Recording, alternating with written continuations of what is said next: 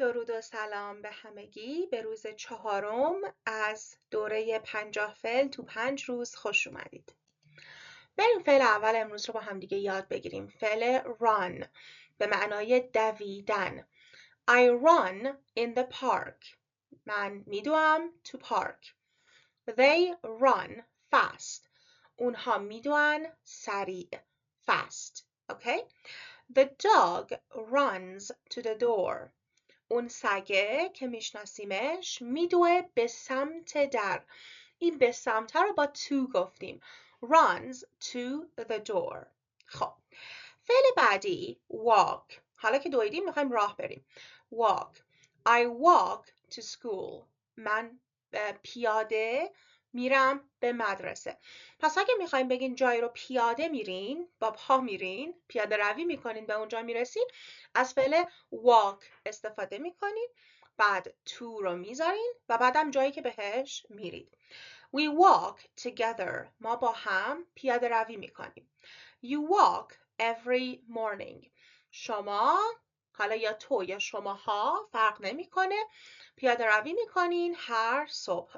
دوباره دقت کنیم هر ستای جملاتی که جلوی ما هستن simple presentن، یعنی فکتن، habitن، روتینن. خب نه. فعل بعدی speak. speak. speak نیست، speak، چون اولش ا نداره. I speak English. They speak slowly. من انگلیسی صحبت میکنم. اونها با آرامش، آروم صحبت میکنن. Does he speak Spanish? آیا اوی مذکر اسپانیایی صحبت میکنه؟ خب بریم فعل بعدی. Listen. حالا که صحبت کردیم میخوایم گوش بدیم. I listen to the teacher. ببخشید مثال دوم رو اول خوندم. I listen to the teacher. من به معلم گوش میدم. گوش دادن با دقته. Listen to the music. به موسیقی گوش بده. We listen to the radio. ما به رادیو گوش میدیم. پس speak صحبت کردن بود و listen گوش دادن.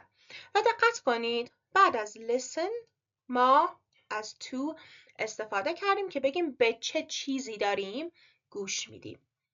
فعل بعدی help. I help my friend. کمک میکنم به دوستم. Can you help me? میتونی به من کمک کنی؟ She helps the children. اوی مؤنث به بچه ها. children میشه بچه ها. به بچه ها، اون بچه هایی هم که میشناسیم، در واقع میدونیم کدوم گروه از بچه ها هستن، بهشون کمک میکنه. فعل بعدی play. play به معنای بازی کردنه. بازی کردن و چیزی رو پخش کردن هم هست. اگر دقت کرده باشین این گوشی ها و حالا هر میوزیک پلیری که دارین یا ویدیو پلیری که دارین، دکمه ای که میخوایم بزنیم که پخشش کنه رو میگیم play. اون دکمه اسمش دکمه play هست. I play football. من فوتبال بازی میکنم. We play games. ما بازی میکنیم. بازی هایی رو بازی میکنیم. حالا هر گیمی که باشه. They play at the park.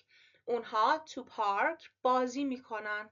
خب بریم فعل بعدیمون like. I like apples. من سیب دوست دارم. یه نکته‌ای که وجود داره اینه که ما تو انگلیسی وقتی میخوایم بگیم مثلا یه چیزی رو دوست داریم یا به صورت جنرال میخوایم به یه چیزی اشاره کنیم، اگر اون حالت جمع بتونه بگیره، یعنی قابل شمارش باشه با یه رنگ دیگه، حالت جمعش رو استفاده میکنیم. میدونم تو فارسی اینطوری نیست، میگیم من سیب دوست دارم، اما تو انگلیسی میگیم من سیب ها رو دوست دارم به صورت کلی. She likes ice cream. اوی مؤنث بستنی دوست داره. خب من آیس کریمز ندارم، نمیتونم جمعش ببندم، در نتیجه آیس کریم اومده. We like to watch movies. ما دوست داریم فیلم ببینیم، فیلم تماشا کنیم.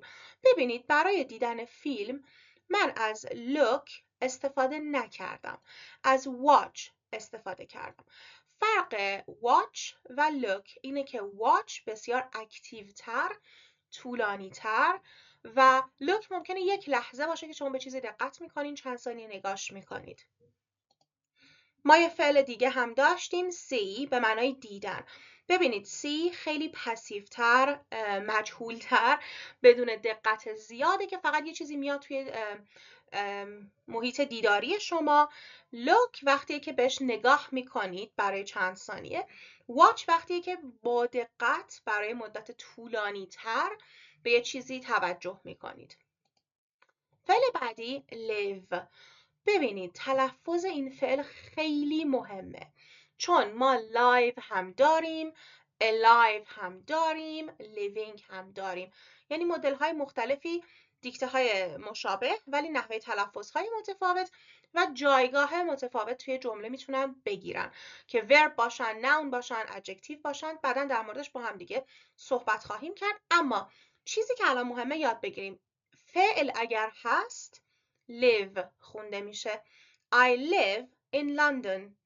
They live in a flat. من تو لندن زندگی میکنم. اونها توی یک آپارتمان زندگی میکنن. ببینید flat و apartment عملاً با هم دیگه هم معنی هستن. flat انگلیسی انگلستانیه. apartment امریکنه. We live in the city. ما داخل شهر زندگی میکنیم، یعنی تو اطرافش نیستیم. خب فعل بعدی buy. buy به معنی خریدن. I buy a shirt. من یک بلوز میخرم. We buy food. ما غذا میخریم. She buys new clothes today. اوی مؤنث میخره لباسهای جدید. ببینید تلفظ clothes ممکنه یه خورده سخت باشه. الان با هم تمرینش میکنیم. ببینید شما قسمت کلو رو که دارین، درسته؟ کلو. حالا این قسمتش سخته. ببینید این TH صدای خودش رو میده، صدای ت میده و بعد ES هم صدای ز میده. clothes. clothes. She buys new clothes today. اوی مؤنث میخره لباسهای جدید امروز. فعل آخر pay به معنای پرداخت کردن، هزینه چیزی رو دادن. I pay with cash. من با پول نقد پرداخت میکنم. He pays for lunch. اون برای نهار پرداخت میکنه. Pay the bill please. قبض رو، فاکتور رو پرداخت کنید لطفاً. خب اینم فعل آخری بود که امروز میخواستیم با هم دیگه یاد بگیریم. اما یک نکته رو دوست داشتم در مورد speak اضافه کنم. ببینید شما فعل tell رو ممکنه یاد گرفته باشید، talk رو یاد گرفته باشید، say رو هم یاد گرفته باشید و حالا speak رو داریم. خب فرق اینها چی هست؟ ببینید speak رو گفتیم صحبت کردن. وقتی به صورت اکتیو چند نفر دارن با همدیگه ارتباط برقرار میکنن، این یه چیزی میگه، اون یه چیزی میگه، درسته؟ talk وقتی که شما به صورت جنرال دارین صحبت میکنین، دیگه الزامن این که با هدفمندی و موضوع خاص باشه ممکنه وجود نداشته باشه. وقتی میگم they are speaking یعنی اونا دارن صحبت میکنن. وقتی میگم they are talking یعنی اونا دارن حرف میزنن. اوکی؟ حرف زدن خیلی راحت تر و ریلکس تره. ممکنه موضوع خاصی هم حتی پشتش نباشه. حالا فعل tell و say رو داشتیم. ببینید tell وقتی که شما یک موضوعی رو میخواید مطرح کنید که مخاطب این موضوع مهمه. یعنی درسته موضوع داره مطرح میشه اما کسی که داره این رو میشنوه توی مدلی که ما داریم بیانش میکنیم مهمه. اوکی؟ اما وقتی که از say استفاده میکنم یعنی یک چیزی داره به صورت جنرال گفته میشه، مخاطب الزاماً اهمیت زیادی توی این مدل جمله سازی نداره. پس talk یکی داره صحبت میکنه یا چند نفر دارن با هم صحبت میکنن، اون رو حرف زدن بیشتر تلقیش میکنیم. speak وقتیه که صحبت کردن هدفمنده، یک موضوعی احتمالاً پشتشه و 2 نفر یا 3 نفر بیشتر دارن در مورد یه موضوعی همشون با هم صحبت میکنن. و مورد بعدی هم say حرف زدن به صورت جنرال، گفتن یه چیزی به صورت جنرال هست. tell هم وقتی هست که مخاطب ما برامون بسیار مهم هست. و یه نکته هم که هست، ببینید کلمه فعلهای talk و speak میتونن تبدیل به اسمهای talk و speech بشن. این مورد یه ذره ادوانس تر هست اما اینجا براتون توضیح میدم. ببینید سخنرانی رو وقتی که یک نفر میاد و برای ما سخنرانی میکنه، احتمالاً TED Talk رو شنیدید. TED Talk یک نفره که میاد، معمولاً هم متکلم وحده است، برای 10 دقیقه تا 20 دقیقه برای ما صحبت میکنه.